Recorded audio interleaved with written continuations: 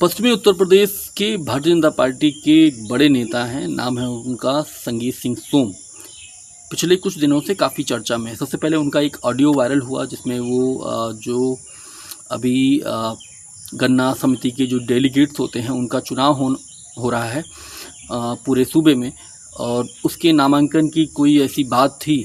और 5 बजे के बाद मतलब वो जो क्योंकि पूरा ज़िले का प्रशासन ही वो पूरा चुनाव कराता है, और उसमें उनके पास कोई शिकायत गई थी कि भी 5 बजे के बाद भी वे नामांकन पत्रों को अधिकारियों ने एक्सेप्ट किया है। इसी को लेकर वो हड़का रहे थे।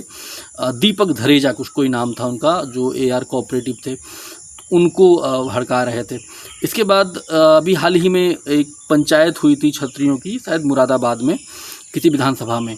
तो उस पंचायत में बोलते बोलते वो काफ़ी कुछ बोल गए थे। उस ऑडियो का भी उन्होंने जिक्र किया था, ये कहा था कि वो मेरा ही ऑडियो है, और अगर जो अधिकारी हैं नहीं सुधरेंगे या इसी तरह से उनका रुख रहा तो जो है मैं जनता से उनको जूतों से पिटवाऊंगा, कुछ इस तरह की उन्होंने बात कही थी। यहीं पर उन्होंने एक बात और कही, संगीत सिंह सोम ने इस पूरी पंचायत में कहा कि आप बताइए कि 1.5 जिले की जो पार्टियां हैं, 1.5 जिले के जो नेता हैं, वो पूरे देश भर में बार्गेनिंग करते हुए फिर रहे हैं।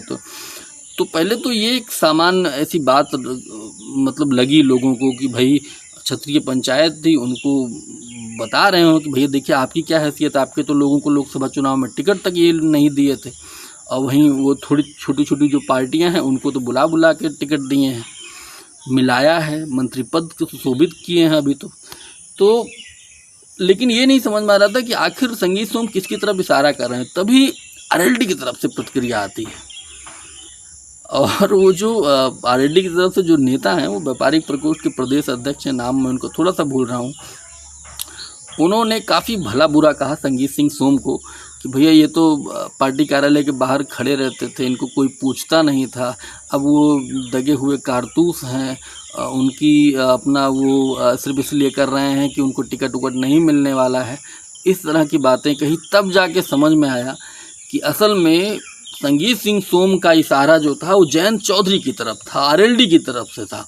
बहरहाल जयंत चौधरी ने अभी कुछ इस मसले पर बात नहीं रखी है। कार्यकर्ताओं को, नेताओं की तरफ से ही प्रतिक्रिया आई है, जैसे आमतौर पर होती है। सोशल मीडिया तक में, एक्स पर भी इस तरह की टिप्पणियां देखने को मिली हैं।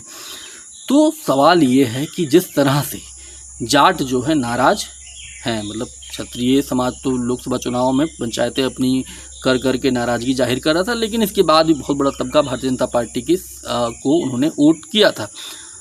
इतना असर था कि वो माहौल बना दिए थे, मतलब क्षत्रियों को जो पूरी पंचायत थी लोकसभा चुनाव में भारतीय जनता पार्टी पूरी तरह बैकफुट पर थी। आपने देखा होगा जिस तरह से प्रधानमंत्री नरेंद्र मोदी की जो सभाएं होती थी, कैसे योगी आदित्यनाथ को कैसे वो ट्रीट करते थे, कैसे सुरेश जो राणा हैं वहाँ पश्चिमी उत्तर प्रदेश को कैसे वो ट्रीट करते थे, अरे आप इधर से जाइए, कुछ इस तरह से सांकेतिक रूप से होता है। पहले से PR मैकेनिज़्म एक्सपर्ट तो अपने PM साहब तो हैं ही। तो ये जो है जिस तरह से और ये जो RLD की जो प्रतिक्रिया आई, संगीत सोम का जो विवाद आया है, अब ये BJP के लिए बड़ा मुश्किल होने वाला है, क्योंकि 27 से पहले अगर इस तरह की चीज़ें हुई तो आप सोचिए 27 तक पहुँचते क्या कुछ होने वाला है।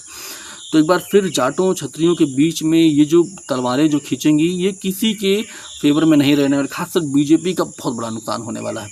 जयंत चौधरी भले उधर हैं, हो सकता है बहुत वो समर्थन वो दिलवा दें जाटों का, लेकिन अगर ऐसा ही रुख रहा संगीत सिंह सोम का, तब या तो भारतीय जनता पार्टी इन पर कार्रवाई करेगी, और या तो अगर उन पर, और ये भी BJP के लिए भी असहज स्थिति, अगर उन पर कार्रवाई करेगी, वो तो बोल ही रहे हैं भैया आपकी कोई हैसियत नहीं है ना, तो ठाकुरों में एक अलग मैसेज चला जाएगा। तो इस पूरे मसले पर भारतीय जनता पार्टी बुरी तरह फंस चुकी है कि संगीत सोम पर कार्रवाई करे कि इस तरह की बातें वो ना करें, और या तो उसको एक स्टैंड तो उसको लेना ही पड़ेगा। आप देखिए जाट तो भाई बहुत नाराज़ है, अगर नाराज़ ना होते, जहाँ क्लीन स्वीप करती थी राजस्थान में सारी लोकसभा सीटों पर, अब देखिए क्या स्थिति है। हरियाणा में जो अभी तमाम रिपोर्ट जो आ रही हैं, और जाटों का एक बड़ा तबका जो है, वैसे वहाँ पर BJP जो है गैर जाट पॉलिटिक्स ही वहाँ पर करती है, वो उसका इस तरह की पॉलिटिक्स जब से ये प्रधानमंत्री नरेंद्र मोदी अमित शाह करते हैं, जैसे यूपी में देखिए तो अब तो हालत ये हो गई, मुख्यमंत्री खुद, पहले चलो ठीक है माइनॉरिटी का वो नाम लेते थे, बताने के लिए अब तो ये यादवों का नाम लेने लगे हैं। तो ये एक स्ट्रेटजी के तहत बीजेपी काम करती है। लेकिन अगर जाट वाकई अगर नाराज़ हुए वहाँ, अगर पश्चिमी उत्तर प्रदेश से जाट अगर नाराज़ हुए तो 27 में बहुत ही मुश्किल हो जाएगा। संगी सिंह सोम पर कार्रवाई करते हैं तो ठाकुरों को नाराज़ कर देंगे। तो कुल मिला के बीजेपी की बड़ी मुश्किल स्थिति होने वाली है। अगर इस चीज़ को रोका नहीं गया तब वाकई तब मुश्किल तो है ही उनके लिए, बीजेपी के लिए। इस वीडियो में ही इतना ही। आप देखते रहिए अनादि टीवी उत्तर प्रदेश। मेरा नाम शैलेंद्र है। बहुत बहुत शुक्रिया, धन्यवाद। अगर आप इस वीडियो को YouTube पर देख रहे हैं तो चैनल को सब्सक्राइब करें और बेल आइकन दबाना ना भूलें। अगर Facebook पर देख रहे हैं तो चैनल को लाइक करें।